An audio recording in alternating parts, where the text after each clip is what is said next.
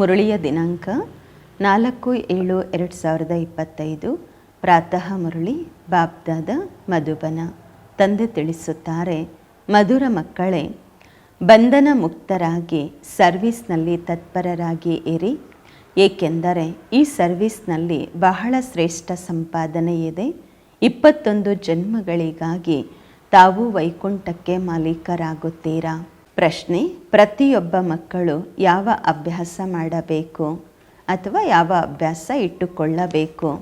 ಉತ್ತರ: ಮುರಳಿಯ ಪಾಯಿಂಟ್ಸ್ ಬಗ್ಗೆ ಅನ್ಯರಿಗೆ ತಿಳಿಸುವ ಅಭ್ಯಾಸ ಇರಬೇಕು. ಬ್ರಾಹ್ಮಣಿ ಅಂದರೆ ಟೀಚರ್ ಒಂದು ವೇಳೆ ಎಲ್ಲಾದರೂ ಹೋದರೆ ಆಗ ಪರಸ್ಪರದಲ್ಲಿ ತಾವು ಸೇರಿ ಕ್ಲಾಸ್ ನಡೆಸಬೇಕು. ಒಂದು ವೇಳೆ ಮುರಳಿ ನುಡಿಸುವುದನ್ನು ಅನ್ಯರಿಗೆ ಬಾಬನ ಮುರಳಿಯನ್ನು ಹೇಳಲಾಗುವುದಿಲ್ಲವೆಂದರೆ ತಮ್ಮ ಸಮಾನ ಹೇಗೆ ಮಾಡಿಕೊಳ್ಳುತ್ತೀರಾ? ಬ್ರಾಹ್ಮಣಿ ಇಲ್ಲವೆಂದರೆ ತಬ್ಬಿಬ್ಬಾಗಬಾರದು. ವಿದ್ಯಾಭ್ಯಾಸವಂತೂ ಸರಳವಾಗಿದೆ. ಕ್ಲಾಸ್ ನಡೆಸುತ್ತಾ ಇರಿ. ಇದು ಸಹ ಅಭ್ಯಾಸವಾಗಬೇಕು. ಗೀತೆ: ಮುಖವನ್ನು ನೋಡಿಕೋ ಪ್ರಾಣಿ, ನಾನೆಷ್ಟು ಪುಣ್ಯ ಮಾಡಿದ್ದೇನೆ, ನಾನೆಷ್ಟು ಪಾಪ ಮಾಡಿದ್ದೇನೆ ಎಂದು. ಓಂ ಶಾಂತಿ. ಮಕ್ಕಳು ಯಾವಾಗ ಕೇಳುತ್ತೀರಾ ಆಗ ತಮ್ಮನ್ನು ತಾವು ಆತ್ಮ ಎಂದು ನಿಶ್ಚಯ ಮಾಡಿಕೊಂಡು ಕುಳಿತುಕೊಳ್ಳಬೇಕು. ಮತ್ತು ಈ ನಿಶ್ಚಯವೂ ಆಗಬೇಕು. ತಂದೆ ಪರಮಾತ್ಮ ನಮಗೆ ತಿಳಿಸುತ್ತಿದ್ದಾರೆ. ಈ ಡೈರೆಕ್ಷನ್ಸ್ ಅಥವಾ ಮತ ಒಬ್ಬ ತಂದೆಯೇ ಕೊಡುತ್ತಾರೆ. ಅದಕ್ಕೆ ಶ್ರೀಮತ ಎಂದು ಹೇಳಲಾಗುವುದು.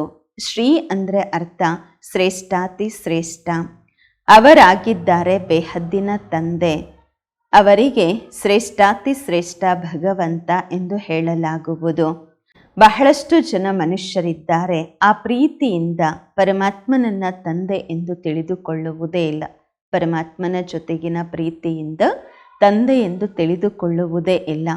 ಬಲೆ ಶಿವನ ಭಕ್ತಿ ಮಾಡುತ್ತಾರೆ, ಬಹಳ ಪ್ರೀತಿಯಿಂದ ನೆನಪು ಮಾಡುತ್ತಾರೆ. ಆದರೆ ಮನುಷ್ಯರು ಹೇಳುತ್ತಾರೆ ಎಲ್ಲರಲ್ಲೂ ಪರಮಾತ್ಮ ಇದ್ದಾರೆ ಎಂದು ಅಂದಾಗ ಆ ಒಂದು ಪ್ರೀತಿ ಯಾರ ಜೊತೆ ಇಟ್ಟುಕೊಳ್ಳುತ್ತಾರೆ? ಆದ್ದರಿಂದ ತಂದೆಯ ಜೊತೆ ವಿಪರೀತ ಬುದ್ಧಿಯಾಗಿದೆ. ಭಕ್ತಿಯಲ್ಲಿ ಯಾವಾಗ ಯಾರಾದರೂ ದುಃಖ ರೋಗ ಪಡ್ಕೊಳ್ತಾರೆ, ದುಃಖಿಗಳಾಗುತ್ತಾರೆ, ಆಗ ಪ್ರೀತಿಯನ್ನು ತೋರಿಸುತ್ತಾರೆ. ಹೇಳ್ತಾರೆ ಭಗವಂತ ರಕ್ಷಣೆ ಮಾಡಿ ಎಂದು. ಮಕ್ಕಳು ತಿಳಿದುಕೊಂಡಿದ್ದೀರಾ, ಗೀತೆ ಶ್ರೀಮದ್ ಭಗವಂತನ ಮುಖದಿಂದ ಗಾಯನವಾಗಿದೆ. ಬೇರೆ ಯಾವುದೇ ಶಾಸ್ತ್ರಗಳಲ್ಲಿ ಈ ರೀತಿ ಇಲ್ಲ. ಅದರಲ್ಲಿ ಭಗವಂತ ರಾಜಯೋಗವನ್ನು ಕಲಿಸಿದ್ದಾರೆ ಅಥವಾ ಶ್ರೀಮತ ಕೊಟ್ಟಿದ್ದಾರೆ ಎಂದು. ಒಂದು ಭಾರತದ್ದು ಗೀತೆಯಾಗಿದೆ. ಅದರ ಪ್ರಭಾವವು ಬಹಳ ಇದೆ. ಶ್ರೀಮದ್ ಭಗವದ್ಗೀತೆ ಒಂದು ಗೀತೆಯನ್ನೇ ಭಗವಂತ ಗಾಯನ ಮಾಡಿರುವಂತಹದ್ದು. ಭಗವಂತ ಎಂದು ಹೇಳುವುದರಿಂದ ಒಬ್ಬ ನಿರಾಕಾರ ತಂದೆಯ ಕಡೆ ದೃಷ್ಟಿ ಹೋಗುವುದು. ಕಿರುಬೆರಳಿನಿಂದ ಇಶಾರೆ ಮೇಲೆ ಮಾಡುತ್ತಾರೆ. ಶ್ರೀಕೃಷ್ಣನಿಗೋಸ್ಕರ ಈ ರೀತಿ ಎಂದಿಗೂ ಹೇಳುವುದಿಲ್ಲ. ಏಕೆಂದರೆ ಅವರಂತೂ ದೇಹಧಾರಿ ಆಗಿದ್ದಾರೆ ಅಲ್ವಾ. ನಿಮಗೆ ಈಗ ಅವರ ಜೊತೆ ಸಂಬಂಧದ ಬಗ್ಗೆ ಗೊತ್ತಾಗಿದೆ. ಆದ್ದರಿಂದ ಹೇಳಲಾಗುವುದು ತಂದೆಯನ್ನು ನೆನಪು ಮಾಡಿ ಅವರ ಜೊತೆ ಪ್ರೀತಿ ಇಟ್ಟುಕೊಳ್ಳಿ ಎಂದು. ಆತ್ಮ ತನ್ನ ತಂದೆಯನ್ನು ನೆನಪು ಮಾಡುತ್ತದೆ. ಈಗ ಆ ಭಗವಂತ ಮಕ್ಕಳಿಗೆ ಓದಿಸುತ್ತಿದ್ದಾರೆ. ಆ ನಶೆ ಬಹಳ ಇರಬೇಕು ಮತ್ತು ನಶೆಯೂ ಸಹ ಸ್ಥಿರವಾಗಿ ಇರಬೇಕು. ಈ ರೀತಿಯೆಲ್ಲ ಬ್ರಾಹ್ಮಣಿ ಎದುರುಗಡೆ ಇದ್ದಾಗ ನಶೆ ಏರುತ್ತೆ.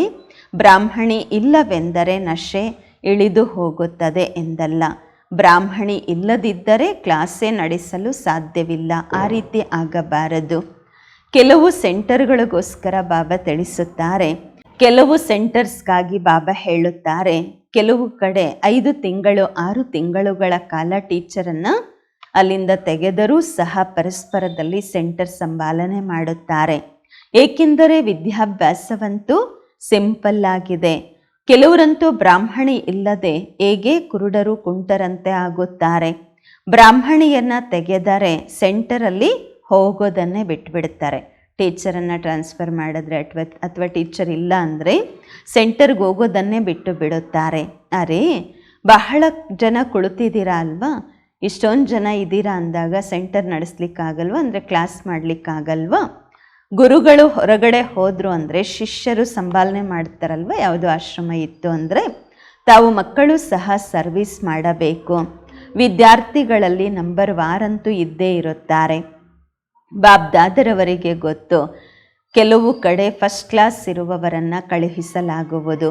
ಮಕ್ಕಳು ಇಷ್ಟು ವರ್ಷ ಕಲಿತಿದ್ದೀರಾ, ಸ್ವಲ್ಪ ಧಾರಣೆ ಆಗಿರಬೇಕಲ್ವ, ಸೆಂಟರನ್ನು ನಡೆಸಬೇಕಲ್ವ, ಪರಸ್ಪರದಲ್ಲಿ ಸೇರಿ ಮುರುಳಿಯಂತೂ ಸಿಕ್ಕೇ ಸಿಗತ್ತೆ.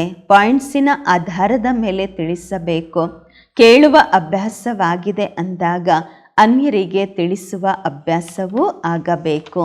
ಕೆಲವರು ಕೇಳುವ ಅಭ್ಯಾಸ ಇರುತ್ತೆ, ಅನ್ಯರಿಗೆ ಹೇಳುವ ಅಭ್ಯಾಸ ಇರುವುದಿಲ್ಲ. ನೆನಪಿನಲ್ಲಿದ್ದಾಗ ಧಾರಣೆಯೂ ಆಗುವುದು. ಸೆಂಟರಲ್ಲಿ ಈ ರೀತಿಯೂ ಸಹ ಕೆಲವರು ಇರಬೇಕು. ಬ್ರಾಹ್ಮಣಿ ಎಲ್ಲಾದರೂ ಹೋದರೆ ಸೆಂಟರನ್ನು ನಾವು ಸಂಭಾಲನೆ ಮಾಡುತ್ತೀವಿ, ನಾವು ನೋಡ್ಕೊಳ್ತೀವಿ ಅಂತ ಹೇಳೋರು ಇರಬೇಕು. ಬಾಬ್ರವರು ಬ್ರಾಹ್ಮಣಿಯನ್ನು ಕೆಲವು ಕಡೆ ಒಳ್ಳೊಳ್ಳೆ ಸೆಂಟರ್ಸ್ಗಳಿಗೆ ಕಳಿಸ್ತಾರೆ ಸರ್ವಿಸ್ಗೋಸ್ಕರ. ಬ್ರಾಹ್ಮಣಿ ಇಲ್ಲದೆ ತಬ್ಬಿಬ್ಬಾಗಬಾರದು. ಬ್ರಾಹ್ಮಣಿ ಥರ ಆಗಲಿಲ್ಲ ಅಂದಾಗ ಅನ್ಯರನ್ನ ತಮ್ಮ ಸಮಾನ ಹೇಗೆ ಮಾಡ್ಕೊಳ್ತೀರಾ? ಟೀಚರ್ಸ್ ಥರ ಸೇವೆ ಮಾಡಲಿಲ್ಲ ಅಂತ ಅಂದರೆ ಬರೀ ಮುರಳಿಯ ಮಾತಷ್ಟೇ ಹೇಳಲ್ಲ ಬಾಬ್ರವರು. ಬರೀ ಮುರಳಿ ಓದೋದು ಹೇಳೋದು ಅದೆಲ್ಲರೂ ಮಾಡ್ಬೋದು, ಆದರೆ ಸೆಂಟರ್ ಸಂಭಾಲನೆ ಮಾಡೋದು ಅಂದರೆ ಎಷ್ಟೊಂದು ಜವಾಬ್ದಾರಿ ಇರುತ್ತೆ ಅಲ್ವಾ? ಟೀಚರ್ ಥರ ತಾವಾಗಲಿಲ್ಲ ಅಂದರೆ ಬೇರೆಯವರಿಗೆ ಹೇಗೆ ತಮ್ಮ ಸಮಾನ ಮಾಡಿಕೊಳ್ಳುತ್ತೀರಾ?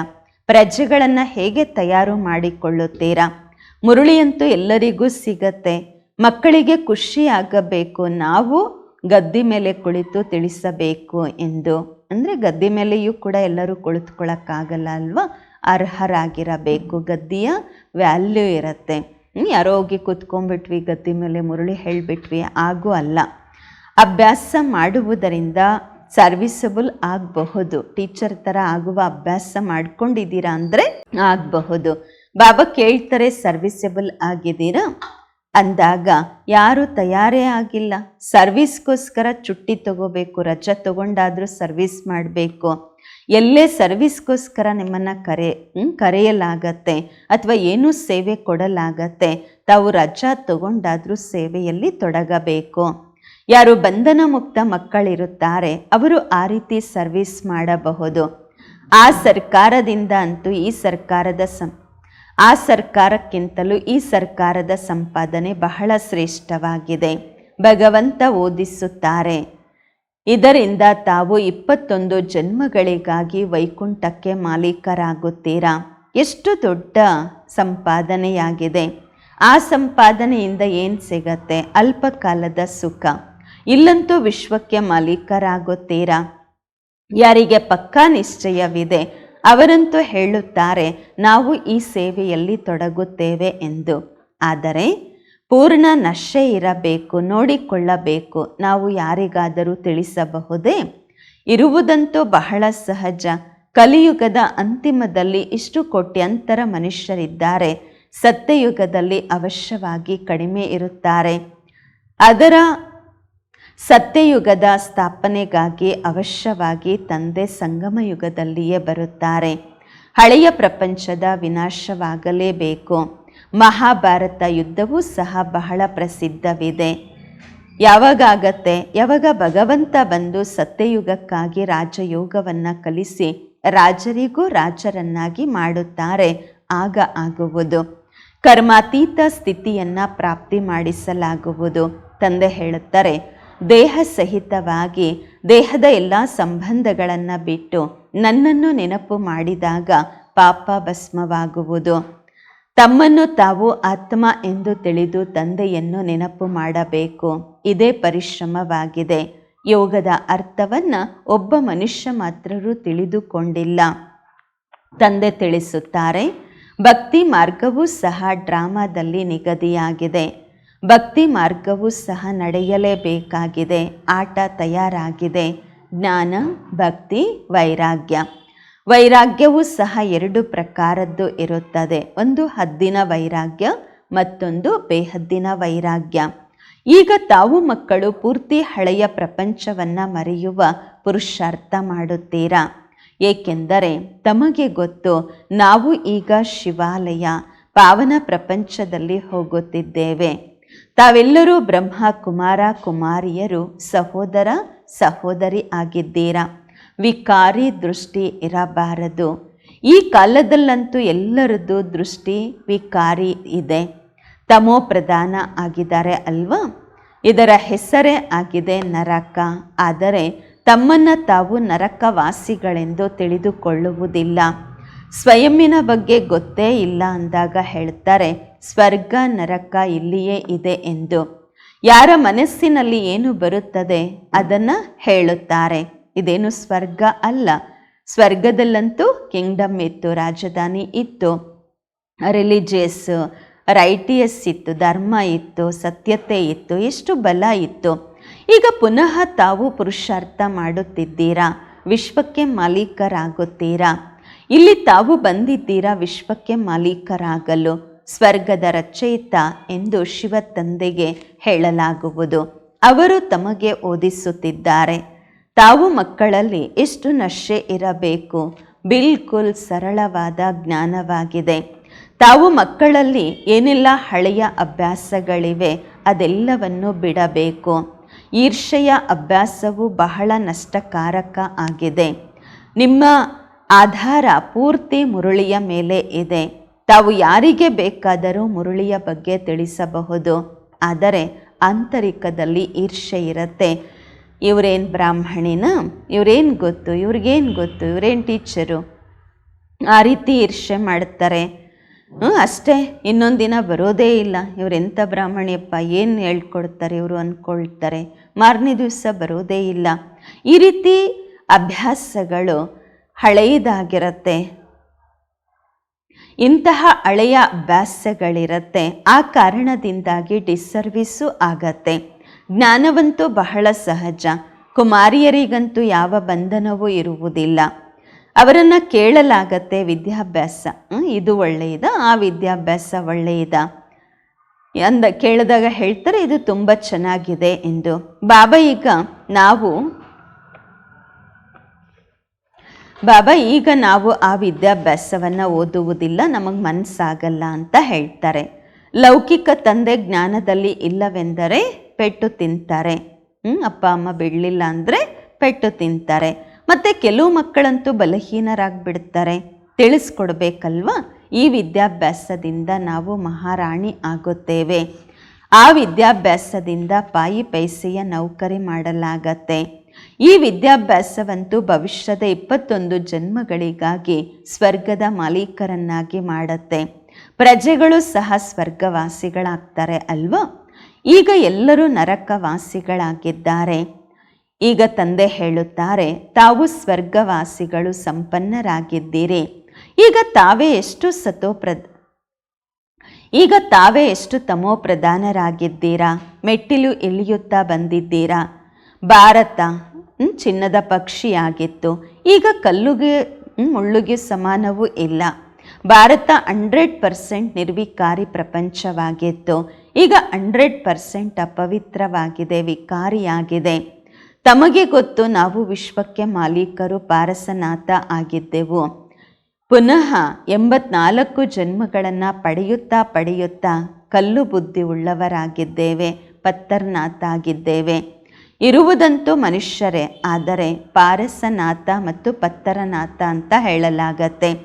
ಗೀತೆಯನ್ನು ಕೇಳಿದ್ದೀರಾ. ತಮ್ಮ ಆಂತರಿಕವನ್ನು ನೋಡಿಕೊಳ್ಳಿ. ನಾವು ಎಲ್ಲಿಯವರೆಗೆ ಯೋಗ್ಯರಿದ್ದೇವೆ.